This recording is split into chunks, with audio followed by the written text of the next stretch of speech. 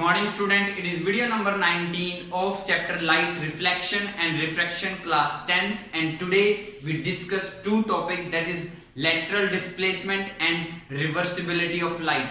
So let's start.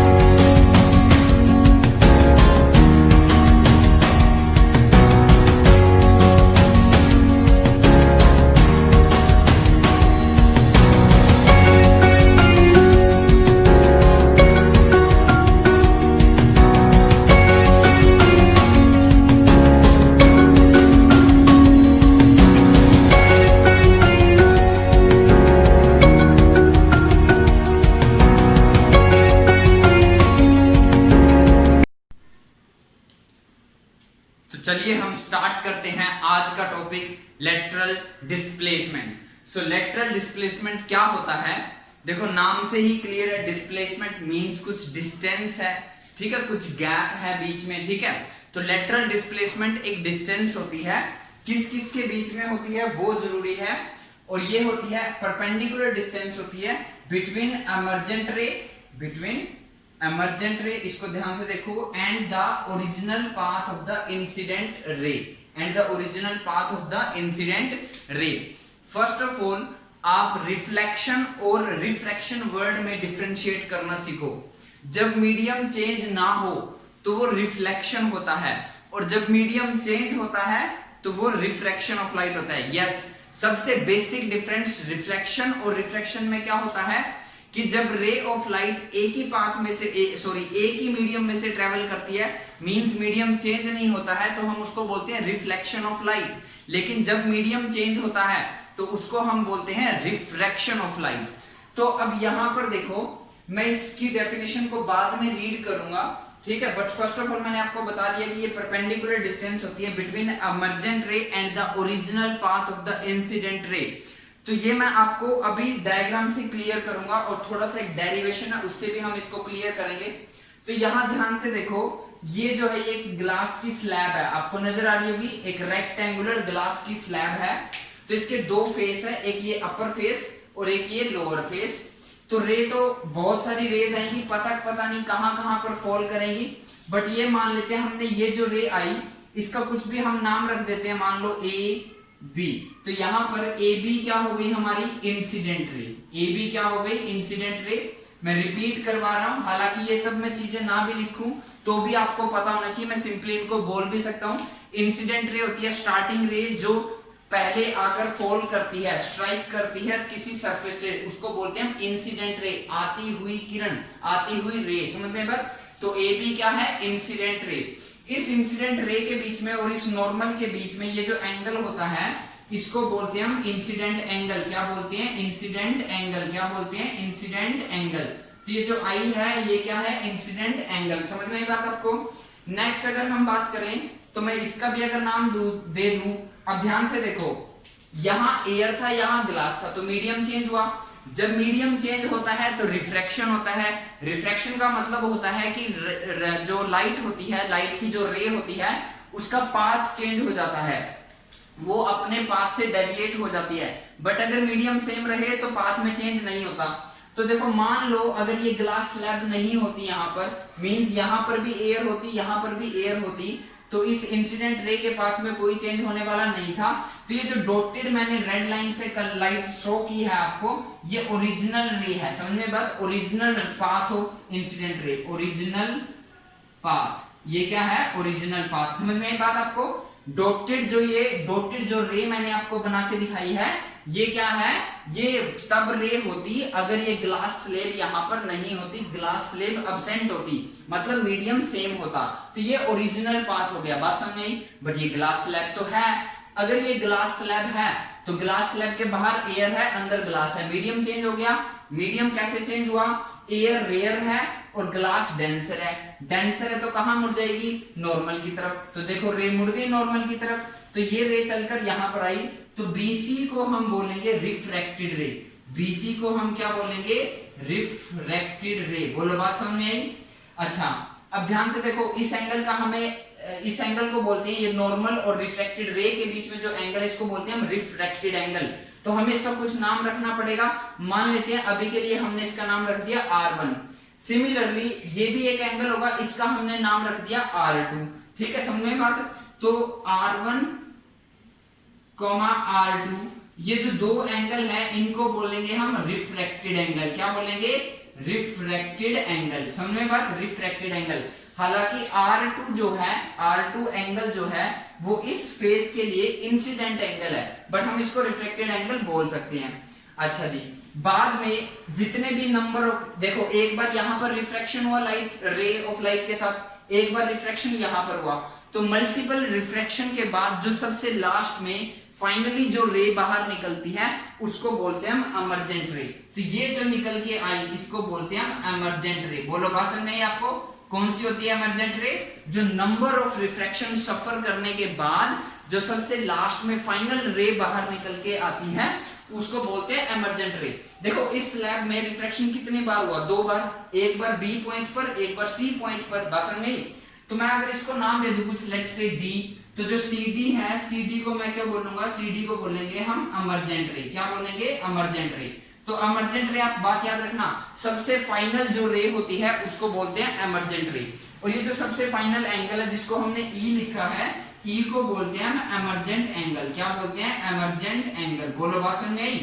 अब ऐसा जरूरी नहीं है कि दो रिफ्लेक्शन के बाद जो रे निकलेगी वो एमर्जेंट रे होगी, चाहे यहाँ रिफ्लेक्शन 3 टाइम्स होता, चाहे यहाँ रिफ्लेक्शन 10 टाइम्स होता, जो सबसे लास्ट में जो फाइनल रे निकलेगी उसी को बोलते हैं हम एमर्जेंट रे। बोलो बात समझ में। तो एमर्जेंट रे भी समझ में आ गई आपको, और ये ओरिजिनल पाथ भी नजर आ गया आपको। ठीक है, और अगर मैं बात करूं, ये जो एंगल है इसको हमने क्या नाम लिखा है, R2। क्या नाम लिखा है, R2। तो अब आप मुझे बात बताओ, ग्लास स्लैब के होने या ना होने से क्या फर्क पड़ रहा है, क्या डिफरेंस आ रहा है। तो ये डिफरेंस ध्यान से देखो, बस आपको ये टॉपिक समझ में आ जाएगा। जब ये ग्लास स्लैब यहां पर नहीं है तो ये जो लाइट है ये कहां जाएगी, ये इस पाथ पर जाएगी। बट अगर ये ग्लास स्लैब है तो फिर यही लाइट कैसे जाएगी, फिर ये यही लाइट ऐसे जाएगी। तो मतलब जा तो उसी तरफ रही है अभी भी, जब वो अब्सेंट था ग्लास स्लैब, जब जहां जा रही थी रे ऑफ लाइट, अभी भी एमर्जेंट रे वहीं जाएगी, बट थोड़ा सा शिफ्ट हो जाएगी और पैरेलल चलेगी। देखो ये जो दोनों रेज हैं ये एक दूसरे के क्या है, पैरेलल। तो यहाँ पर अगर हम यहाँ से एक परपेंडिकुलर डिस्टेंस ड्रॉ कर दे, परपेंडिकुलर मीन टू से यहाँ पर एंगल कितना हो, 90 डिग्री का।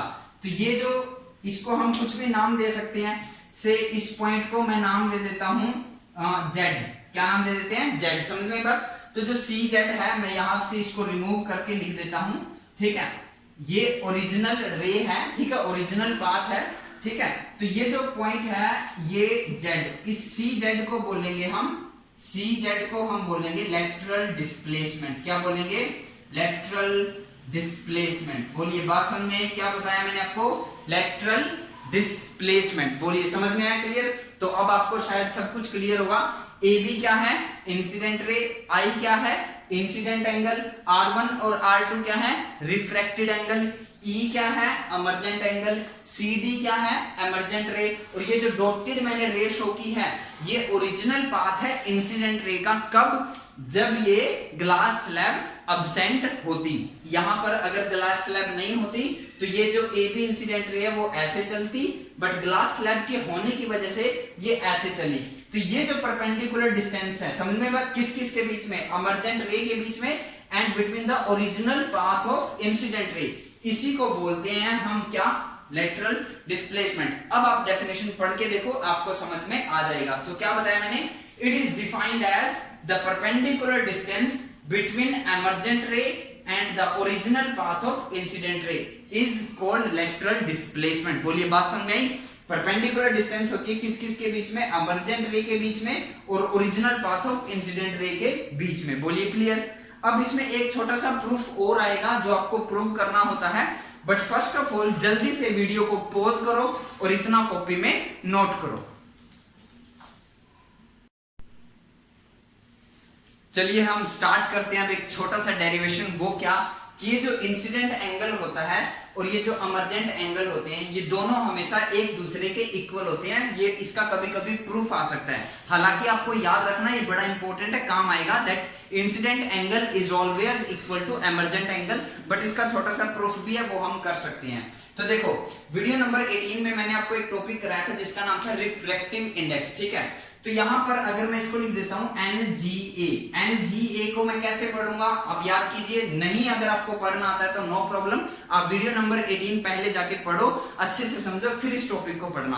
तो NGA को मैं पढ़ूंगा refractive index of glass with respect to air, refractive index of glass with respect to air. और जो लाइट जा रही है वो एयर से ग्लास में जा रही है, देखो लाइट एयर से ग्लास में जा रही है, तो इसका जो फार्मूला आएगा वो आएगा sin I upon sin R1, sin I upon sin R1। इसको इक्वेशन नंबर फर्स्ट बना देते हैं, ठीक है। अब इस फेस के लिए अगर मैं बात करूं पॉइंट C पर जो लाइट गई, पॉइंट C पर लाइट गई ग्लास से एयर में, ग्लास से एयर में। देखो यहां कहां गई थी, एयर से ग्लास में, यहां कहां गई, ग्लास से एयर में। तो ठीक है, अब यहां पर मैं लिखूंगा इसको NAG का फार्मूला हो जाएगा sin R2 upon sin E। समझ में बात, sin R2 upon sin E, बात समझ गई। NAG को मैं कैसे पढ़ूंगा, NAG को मैं पढ़ूंगा refractive index of air with respect to glass, बहुत इंपॉर्टेंट है, ध्यान से समझना पड़ेगा। NGA को मैं कैसे पढ़ूंगा, refractive index of glass with respect to air, और लाइट कहां से कहां जा रही है, एयर से ग्लास में, सही है। दूसरे फेस के लिए देखो, इसको मैं पढ़ूंगा कैसे, refractive index of air with respect to glass, और लाइट कहां से कहां जा रही है, ग्लास से एयर में। बोलो समझ में एक बात। एक चीज और, इसी को मैं चाहूं तो 1/NGA भी लिख सकता हूं, नो प्रॉब्लम, क्योंकि याद करो मैंने आपको बताया था मैं यहां लिख देता हूं because N12 is equal to 1/N21, एक दूसरे के रिवर्स होते हैं, N12 is equal to 1/N21, ये भी वीडियो नंबर 18 में आपको बताया गया था। तो मैं NAG को 1/NGA लिख सकता हूं, नो प्रॉब्लम। अच्छा ठीक है, अगर ये 1/NGA की वैल्यू है तो मैं इसी को NGA लिखूं तो क्या बन जाएगा, NGA बन जाएगा sin E upon sin R2। ये बना दो इक्वेशन नंबर सेकंड। बोलो बात समझे कैसे, सिंपल लॉजिक लगाया है मैंने। रिफ्रैक्टिव इंडेक्स का कांसेप्ट आपको आना चाहिए, ये बड़ा सिंपल हो जाएगा, ठीक है। इस फेस पर पॉइंट बी पर जब रिफ्रैक्शन हुआ तो लाइट रे जा रही थी एयर से ग्लास में, तो इसको पढ़ूंगा refractive index of glass with respect to air. यहां पर इंसिडेंट एंगल हो गया I और रिफ्रैक्टेड एंगल हो गया R1। जब मैं इस फेस पर आऊंगा, पॉइंट C पर जब रिफ्लेक्शन होगा तो लाइट जा रही है ग्लास से एयर में, तो मैं इसको लिखूंगा refractive index of air with respect to glass, और इसके लिए इंसिडेंट एंगल होगा R2 और रिफ्रैक्टेड एंगल होगा इमर्जेंट एंगल E। अब एक बात और, N12 is equal to 1/N21 होता है, तो NAG को मैं 1/NGA लिख सकता हूं। तो NGA की वैल्यू यहां से निकाल लूंगा, देखो 1/NGA अगर ये है तो मैं इसको रिवर्स लिखूंगा, NGA को ऊपर लिखूंगा, 1 को नीचे लिखूंगा, ठीक है। तो ये भी रिवर्स हो जाएगा, sin E ऊपर हो जाएगा, sin R2 नीचे हो जाएगा। तो दोनों इक्वेशन को अगर मैं इक्वेट करूं, क्यों, क्योंकि देखो इक्वेशन फर्स्ट में भी NGA है, इक्वेशन नंबर सेकंड में भी NGA है। जब ये दोनों इक्वेशन की लेफ्ट हैंड साइड इक्वल है तो राइट हैंड साइड भी इक्वल होगी। तो यहां पर हम लिख देते हैं from equation first and second, from equation 1 and 2, दोनों इक्वेशन को यूज करें तो हमारे पास आएगा sin I upon sin R1 is equal to sine E upon sine R2। समझ में बात? ये क्लियर हुआ? दोनों इक्वेशन को इक्वेट करके क्या आ गया, sine I upon sine R1 is equal to sine E upon sine R2। अब ध्यान से देखो, यहां पर एक मैथमेटिक्स का सिंपल लॉजिक लगाना है और उसको बोलते हैं हम ऑल्टरनेट इंटीरियर एंगल्स। क्या बोलते हैं? Alternate interior angle. जब दो लाइन एक दूसरे के पैरेलल हो, जैसे मान लो ये दो लाइन एक दूसरे के पैरेलल है, मैं आपको बताने की कोशिश करता हूं, ठीक है? ये दो लाइन एक दूसरे के पैरेलल है और ये बीच में एक लाइन है, इसको बोलते हैं ट्रांसवर्सल लाइन। क्या बोलते हैं? Transversal line. तो सिमिलरली यहां पर भी वो सिचुएशन देखो, एक पैरेलल लाइन, इसके पैरेलल में ये दूसरी पैरेलल लाइन और ये बीच में ट्रांसवर्सल लाइन। तो ये एंगल अगर R1 है, ये जितना होगा उतना ही होगा। तो R1 और R2 इक्वल होंगे। तो मैं यहां लिख देता हूं, स्पेस का थोड़ा प्रॉब्लम है, R1 is equal to R2 alternate interior angle property से प्रूव हो गया। R1 और R2 दोनों इक्वल होंगे। किस रीजन से? ऑल्टरनेट इंटीरियर एंगल है, ये ऑल्टरनेट इंटीरियर एंगल है। ये पैरेलल लाइन, ये पैरेलल लाइन नजर आ रही है, ये बीच में ट्रांसवर्सल लाइन, तो ये एंगल जितना होगा यही एंगल उतना होगा। तो दोनों एंगल इक्वल है। तो R1 और R2 अगर इक्वल है तो मैं दोनों को कैंसिल कर सकता हूं। दोनों को कैंसिल करूंगा, ये ऊपर से साइन और साइन भी कैंसिल हो जाएगा। तो क्या बचेगा? तो बचेगा I is equal to E। Proof हो गया। तो प्रूफ है, डजंट मैटर, आप प्रूफ को याद मत करना, बट आप ये बात जरूर रखना कि इंसिडेंट एंगल और इमर्जेंट एंगल हमेशा एक दूसरे के इक्वल होता है। ये न्यूमेरिकल में काम आएगा। प्रूफ मत याद करना, कोई बड़ा इश्यू हमारे पास नहीं है according to 10th class, but याद जरूर रखना किसी न्यूमेरिकल में ये आपके बहुत काम आ सकता है। चलिए आज के इस टॉपिक में इतना ही। अब हम आगे बढ़ते हैं रिवर्सिबिलिटी ऑफ लाइट में। नाम से क्लियर, रिवर्स, रिवर्स समझते हो? वापस, ठीक है? रिवर्सिबिलिटी समझते हो? जैसे आप अपने घर से चलकर स्कूल गए, आपने कोई पाथ फॉलो किया होगा ना घर से स्कूल जाने के लिए, फिर वापस आप स्कूल से घर आए उसी पाथ को फॉलो करते हुए, तो वो क्या हो गया? वो आपकी रिवर्सिबिलिटी हुई, ठीक है? आपकी रिवर्सिबिलिटी हुई कि आपने उसी पाथ को फॉलो किया। सिमिलरली लाइट के साथ भी ऐसा होता है। मान लो एक लाइट चल रही है और उसने चलते हुए उसके साथ पता नहीं कितनी बार तो रिफ्लेक्शन हुआ और कितनी बार रिफ्रैक्शन हुआ, डजंट मैटर, चाहे 100 टाइम हो, चाहे 1 टाइम हो, चाहे बिल्कुल भी ना हो, ठीक है? बात समझ में आ रही है आपको? तो एक लाइट चली, एक सोर्स था, बल्ब था, सन था, लाइट चली और बीच में उसके साथ कई बार रिफ्लेक्शन हो गया, कई बार रिफ्रैक्शन हो गया। अगर हम उसकी फाइनल रे का पाथ मोड़ दे, वापस कर दे, रिवर्स कर दे, तो वापस उसी पाथ पर जाएगी और वापस वहीं चली जाएगी। इसको बोलते हैं रिवर्सिबिलिटी ऑफ लाइट। देखो कैसे, ये हमारे पास एक सरफेस है, ठीक है? ये हमारे पास एक सरफेस है और ये एक लाइट आई, ये कौन सी लाइट है? Incident light. एरो आपको बता रहा है इंसिडेंट लाइट है। और ये जो एंगल है ये क्या होता है? एंगल आई, इंसिडेंट एंगल। तो ये लाइट ऐसे चली जाएगी रिफ्लेक्शन की वजह से और इसको बोलेंगे एंगल ऑफ रिफ्लेक्शन। बात समझ में? तो रिवर्सिबिलिटी के लिए मुझे क्या करना होगा? मुझे इस रिफ्रैक्टेड लाइट के पाथ में प्लेन मिरर लगाना होगा परपेंडिकुलर 90 डिग्री पर। याद रखना 90 डिग्री पर अगर मैंने प्लेन मिरर रख दिया, क्या रख दिया? Plane mirror. आप कहोगे सर ऐसा क्यों किया?